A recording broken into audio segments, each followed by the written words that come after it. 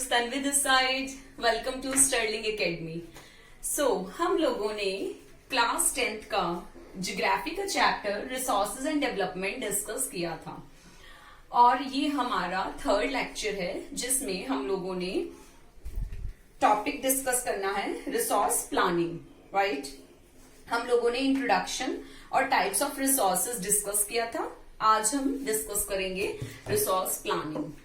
सो resource planning क्यों जरूरी है, राइट। रिसोर्स प्लानिंग क्यों जरूरी है, मैंने रिसोर्स प्लानिंग के लिए एक डेफिनेशन भी लिखी है।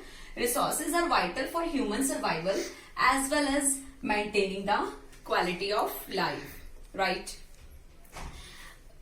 बहुत लोग पहले ऐसा सोचते थे कि जो रिसोर्सेज हैं ये हमारे नेचर के फ्री गिफ्ट होते हैं। इस रीजन से जो रिसोर्सेज होते थे उनको बिना कुछ सोचे समझे यूटिलाइज करना शुरू कर दिया और उन्होंने बिना ही सोचे और समझे कि किस तरीके से हमें उसे यूज करना चाहिए रिसोर्सेज को, वो यूज करते चले गए, जिस वजह से 3 प्रॉब्लम्स राइज हुई और ये निकल के सामने आई।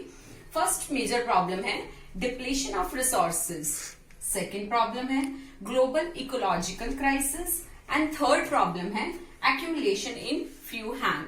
फर्स्ट प्रॉब्लम डिस्कस करेंगे सबसे पहले हम, डिप्लीशन ऑफ रिसोर्सेज, राइट।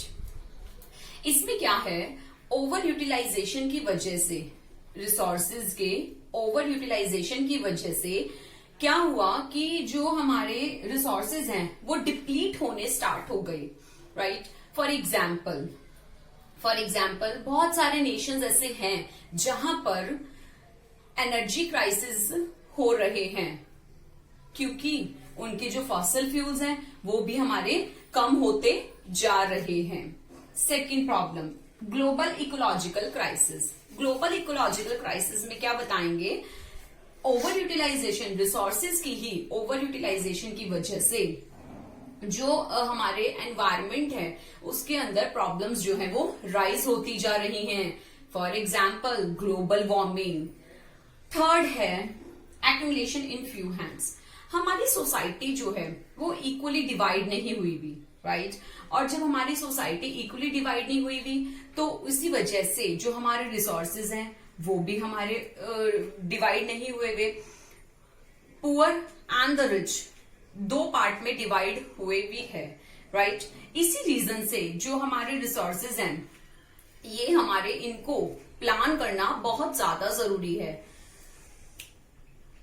तो अब रिसोर्स प्लानिंग करना क्यों इंपॉर्टेंट है, क्यों जरूरी है, ये हम डिस्कस करेंगे। Resources are limited.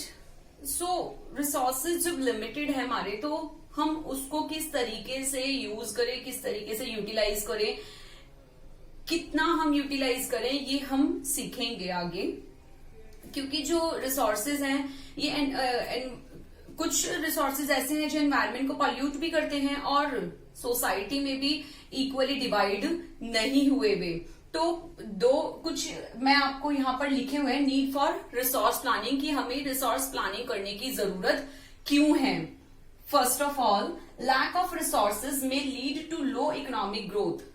First point ये कहता है कि अगर हमारे रिसोर्सेज की कमी आ जाती है तो जो कंट्री की, जो हमारे नेशन की इकोनॉमिक ग्रोथ है वो कम होनी शुरू हो जाएगी। Second point, future generation needs resources for maintenance of good quality of life. और हमें सेकेंड पॉइंट ये कहता है कि हमें अपने जो रिसोर्सेज हैं उसको फ्यूचर जनरेशन के लिए भी संभाल के रखने हैं। हमें इस तरीके से यूटिलाइज करना है कि वो हमारे फ्यूचर के लिए भी रखे रहें। जैसे मैंने आपको पहले बताया था कि हमारे आने वाली पीढ़ी के लिए, फ्यूचर जनरेशन के लिए हमें उसको सस्टेनेबली यूज करना है। ये मेरे पॉइंट्स आते हैं कि क्यों हमें रिसोर्सेज की प्लानिंग करनी चाहिए, जरूरत क्या है। तो यही 2 पॉइंट्स मैंने अभी आपको बताए जो कवर हो रहे हैं। नेक्स्ट पॉइंट है स्टेप्स फॉर रिसोर्स प्लानिंग। किस तरीके से हम रिसोर्सेज की प्लानिंग कर सकते हैं, right. First point, identification and inventory of resources. सबसे पहले हमें रिसोर्सेज की आइडेंटिफिकेशन करनी है, आइडेंटिफाई करना है कि रिसोर्सेज किस तरीके के हैं। Second, evolving a planning structure, हमें उस स्ट्रक्चर को प्लान करना होगा रिसोर्सेज के। And next, matching the plan with the overall national development plans, और अपने जो हमारे प्लान्स हैं वो हमारे नेशन के साथ, हमारे नेशनल डेवलपमेंट प्लान्स के साथ मैचअप हो रहे हैं या नहीं। अब क्वेश्चन ये राइज होता है कि रिसोर्सेज डेवलपमेंट में टेक्नोलॉजी का क्या रोल है, क्या टेक्नोलॉजी का रोल है और नहीं। So technology plays a key role in resource development, technology का बहुत बड़ा रोल है रिसोर्सेज की डेवलपमेंट में।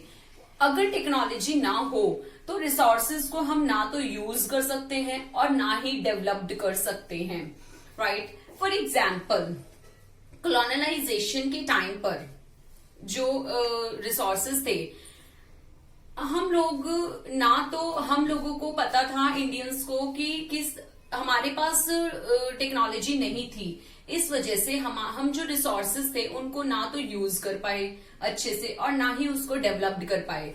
बट ये जो टेक्निक थी ये ब्रिटिशर्स के पास थी। जो ब्रिटिशर्स थे उनके पास टेक्नोलॉजी थी, जिस वजह से उन्होंने ना कुछ सोचा और ना समझा, बिना सोचे समझे हमारे इंडिया के रिसोर्सेज को यूज करना शुरू कर दिया था।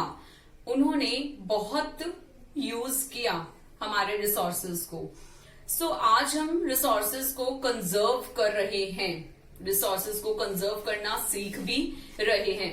महात्मा गांधी जी की कुछ लाइंस हैं जो मैंने बोर्ड पे लिखी हैं। There is enough for everybody is need. जो रिसोर्सेज है हमारे, ये किसी पर्सन की जो नीड्स होती हैं उनको पूरा करने के लिए तो हैं, but not for anyone's greed, but किसी के लालच को पूरा करने के लिए ये रिसोर्सेज नहीं है। ये लाइंस थी जो मैंने लिखी हैं। सो व्यूअर्स, आज के लिए इतना ही। ये मैंने आज अपने इस चैप्टर के अंदर, इस टॉपिक में आज मैंने रिसोर्स प्लानिंग को कवर किया है, राइट। नेक्स्ट लेक्चर में हम लोग मिलेंगे लैंड रिसोर्सेज टॉपिक को कवर कराने के लिए। सो प्लीज मेरे चैनल को लाइक करें, शेयर करें, सब्सक्राइब करें। Thank you.